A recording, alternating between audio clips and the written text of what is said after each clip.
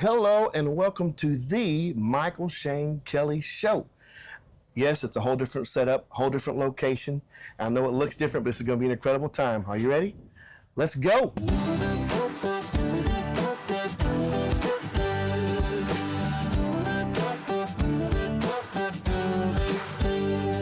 Okay, so here I am with a very important guest today, and we are located on top of the, I want to say it's right, La Tiber Hotel, just outside of Rome. And you can see the beautiful view in the background. And with me, I've been hanging out with this guy for 2 days now.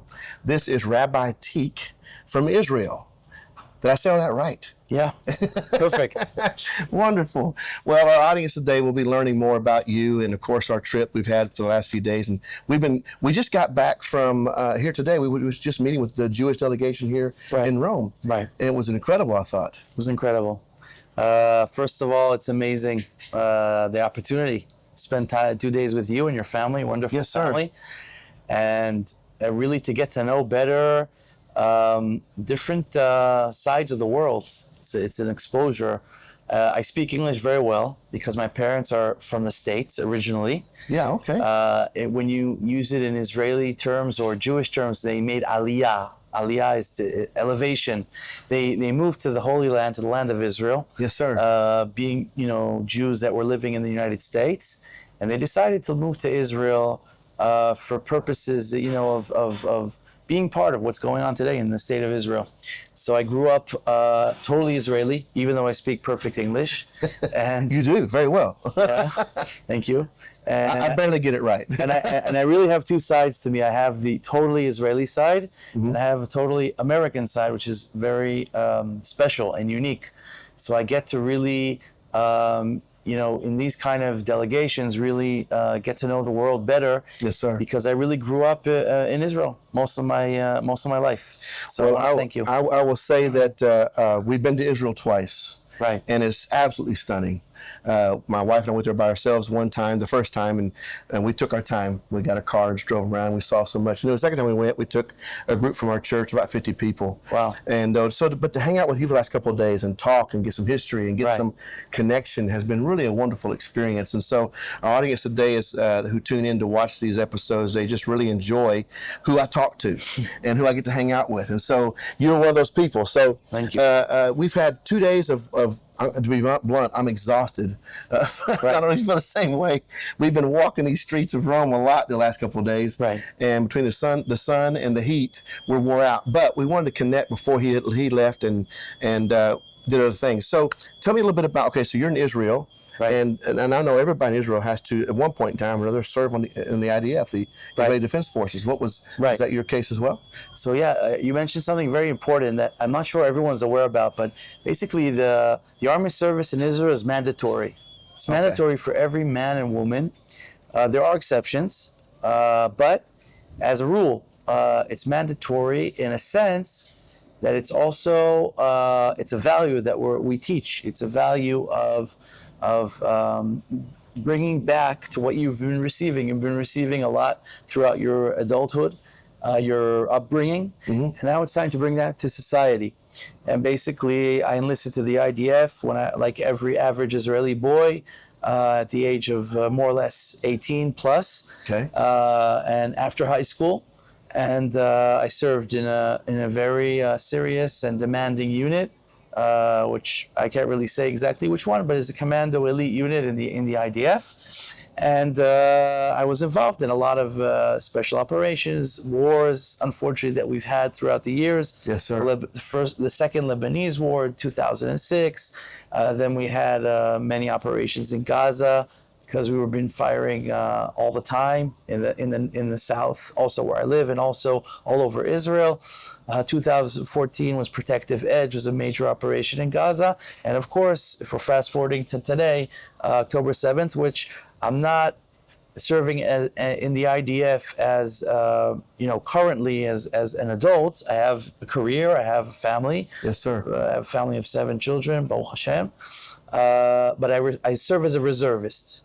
Okay. And basically, I'm sure you're familiar with the term, but in Israel, most of the Israelis are potential reservists that are just waiting for the call.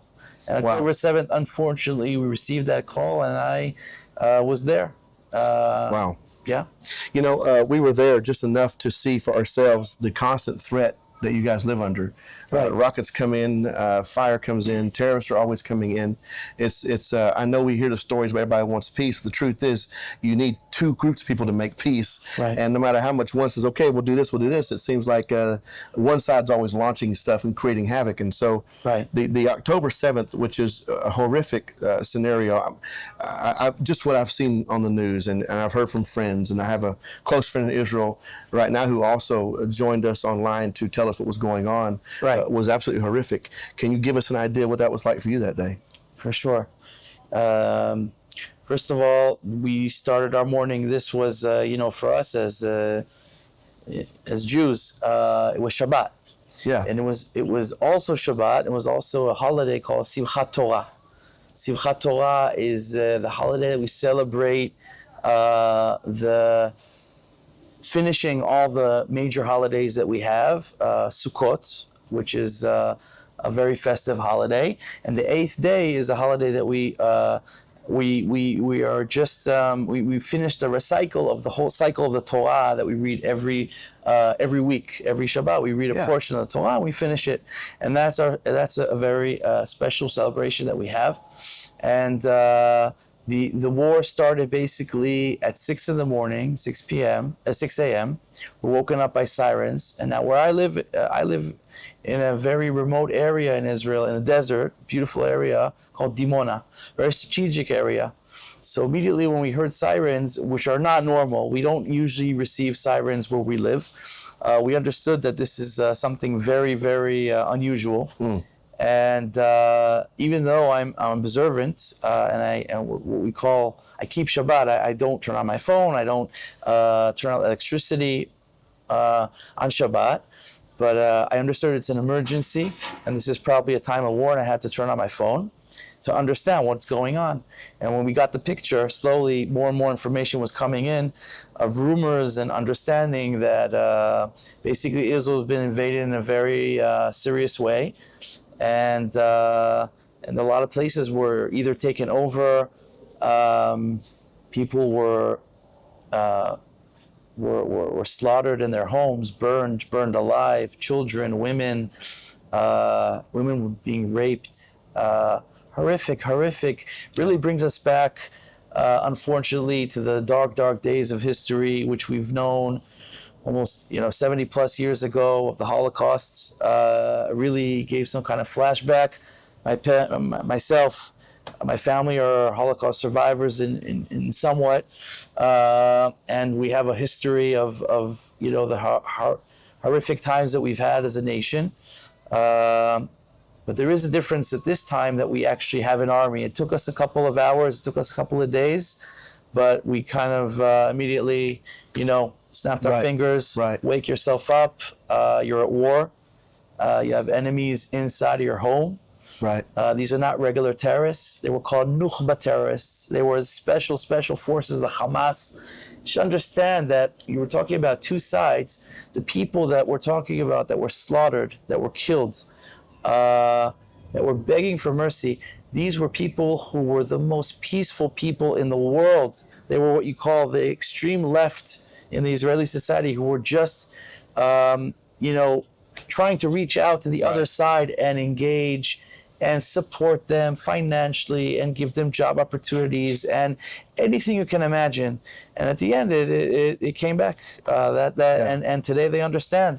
We don't have a partner, unfortunately, and it's very sad. And many of those were young people at a concert as well. Of course, the media can be such a twisted game. They share what they want to share and twist what they want to twist. And thankfully, I had connections in Israel that was telling me what was actually happening on the ground. Exactly. As things were unfolding. And of course, then later I was able to get reports in showing some of the horrific, brutal moments that took place. And, in my life, I wouldn't wish that on anybody, even enemies. And I see that kind of behavior. So I can only imagine what it's like to live under that constant threat there. Well, I need you to know that as a church, Central Triad Church, as Christians, we're always praying for Israel.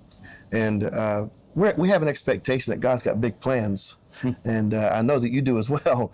But so when you come through something like that, how do you when everything calms down, how do you as a family, how do you as a nation, but let's start with just you personally, Right. begin to recover from something like that? And I know, like you just said, it brings up even memories going back almost 80 years, which is not that long ago, Right. as well. Right. So just to clarify, obviously I wasn't alive 80 years ago, but I actually was physically at the concentration camps in Auschwitz. I was there as a high school delegation to really see the horrors, because we want to understand that history can repeat itself, and we're aware of this anti-Semitism and different things that are going on today in the world. So first of all, we appreciate your support and your prayers and your good thoughts and your kindness. And it's not taken for granted. And to the second part that you mentioned, I have to say that it's been a long journey, because first of all, at that point, it took several months to actually go into Gaza and really take care of the root of the problem in the most delicate way, in the most sensitive way, in the most humane way. You mentioned that the media could twist things around, and that's what they've been doing, but I can assure you, being an officer and supervising what was going on, morality was in the highest form that it appears in any army in the world, and that I can stand behind what I say, despite the rumors and despite the twisted and media twists.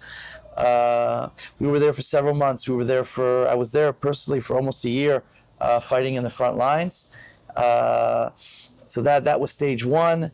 And then we had other areas that we had to take care of. Basically, the Hamas was just a small little pawn in the game. Iran, as we know today, was the master plan. They were planning a massive attack together, combined forces, Iran, Hezbollah in the north. I heard that. I did hear that. Yes. Yes. This was a known plan that they had already, which miraculously, I could say, not miraculously, but a miracle in disguise. But Gaza was the only threat that we had at the time.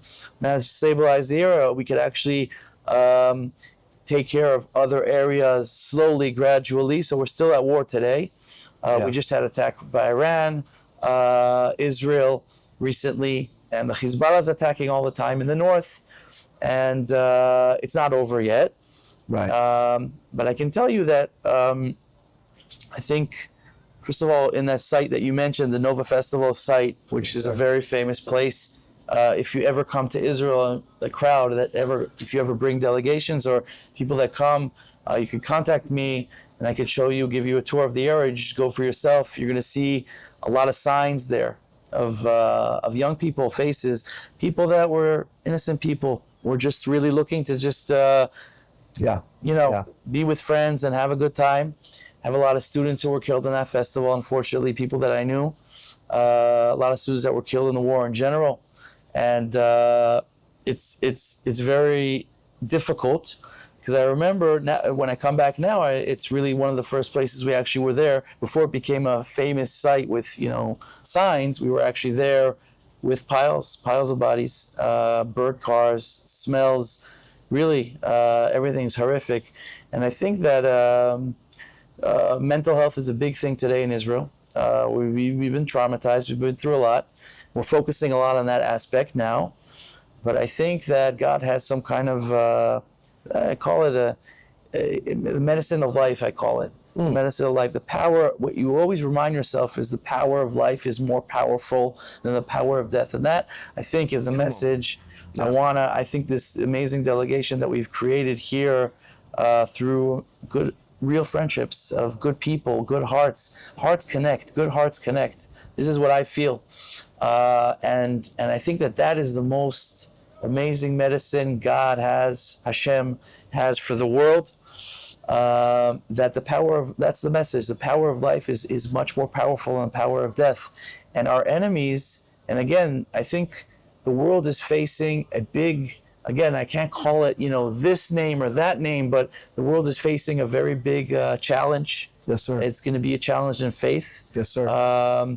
We have enemies that don't see eye to eye with what I'm representing. Sure. The two of us together, and what you represent, the world believes that the power of life is more powerful than the power of death, and there's other powers in the world that believe the opposite. Right. And they want death. I was asking for death. Yeah. I was asking people here in this delegation if they've ever heard of the term shahid. Shahid is an Arab term which is used by our enemies of mothers who on national television, they say out loud and they say, I wish for my son to be a shahid. A shahid means someone who's going to go blow himself up in a shopping mall like you have in Israel, in a bus, just randomly in the street. That's my wish, my death wish for my son. Can you imagine such a thing? Oh, I couldn't. And these are enemies. And I have to say, there are good people there as well. Yeah. And we have good neighbors there, and we're able to create. I've witnessed that. I've been in Jerusalem where Jews, Christians, and Muslims all living together, working together, having economy together. Right. And it's so, but there are also people outside of that, like you're saying. Right. And I think it's something the world is going to face as well. And just like you're backing us up now, and we're in the front lines, we're going to back you up as well. We feel that what we're doing is not just for ourselves. Yeah. It's for the world. It's really for the world. Well, there's something I'd like to bring up. Maybe you heard this or not, but through some reporting that I received, there were signs, there were statements online that were made, and one of those statements was, "Today is a Saturday people, tomorrow's a Sunday people," and in other words, speaking directly to not only Judaism but Christianity as well. Right. There is a true hatred in this world that does long to destroy everybody that disagrees. That is not a good thing, a holy thing, or a godly thing. It's an evil thing. And so sometimes you got to call out what it is for what it is. But I can only imagine being there in that kind of moment, seeing it. I believe that we can still see miraculous things. And as our church prays, as our people pray, as the world prays, and we should pray for peace. Right. And we are doing that. And I'm still expecting something to happen that will cause a great shift at some point in time. If you were to give I loved your statement about life is better than life is stronger than the power of death. What would be a final thought you might want to share with people as we're talking about this? First of all, I want to give one example, or maybe two, of just explaining what that means. I said I'm a father of 7 young children. For me, just coming home from the battlefield, and taking off your sweaty clothes, taking a shower, and just sitting with your kids on the couch, have 7 little kids that are waiting for you, that are expecting you, that share with you, that love, that need you. The world needs you. 7 so kids. you can't afford to just dwell in your own pain and sorrow, which exists. You have to step up, and you have to be more than that. And I'll tell you more than that. We know a lot of widows, young widows, 20-year-old widows. I know off the back of my hand, at least 20 young widows who lost their husbands at war, and it's happening all the time. And you know what? They remarry. And they establish beautiful families. And yes, the pain is still there. Yeah. But as I said, they're able somehow to move on. They find the strength, the inner strength that they have.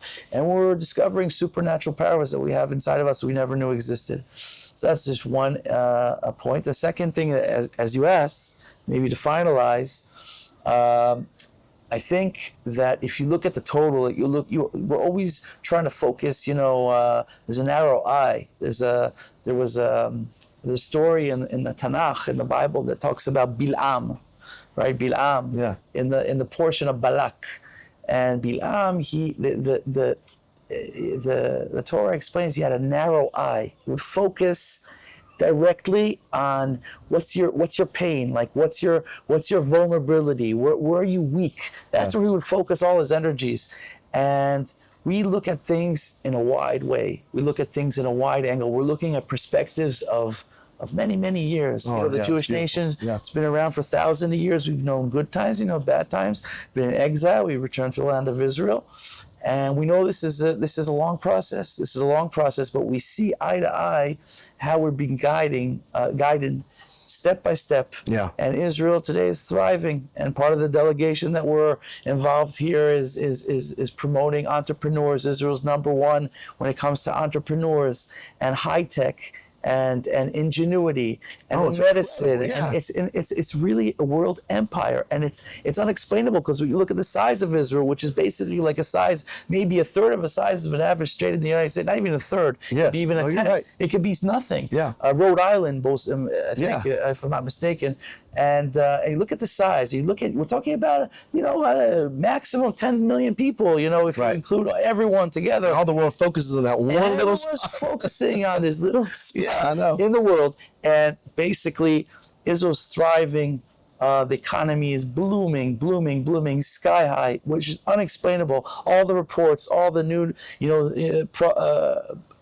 people that were trying to foresee what would be financially were describing Israel collapsing and losing everything through this war, and the opposite happened, which is unexplainable. I don't know how to explain it. And everything is just blooming. So there's two sides. If you come to Israel, you're going to see a lot of good. A lot of Right. good, Oh, it's good beautiful. people, good hearts, Yeah. goodwill, and there's a lot of ingenuity. And also, on a personal note, I live in a community, as I said, mentioned in the desert in Dimona. We're very, very involved in a lot of projects, socially, education, and just doing good things in the world. And that kind of just keeps you going. Yeah. So, That's a great thought, man. Powerful to hear. I was with the Israeli ambassador about 3 weeks ago, and he told a story of losing his son Right. in Gaza in the tunnels there, and it was so moving to hear that. And so, Right. It was just been a privilege to sit down and talk with you. Thank you for the time. Thank you. It means so much to us, and we look forward to talking to you again one day soon. God bless you guys. Thanks for tuning in. We love you all. We'll see you soon here on the Michael Shane Kelly Show. thank you very much. All right. Thanks, buddy. Good job. You're Thank good. You, man. Appreciate you, man. Thank you.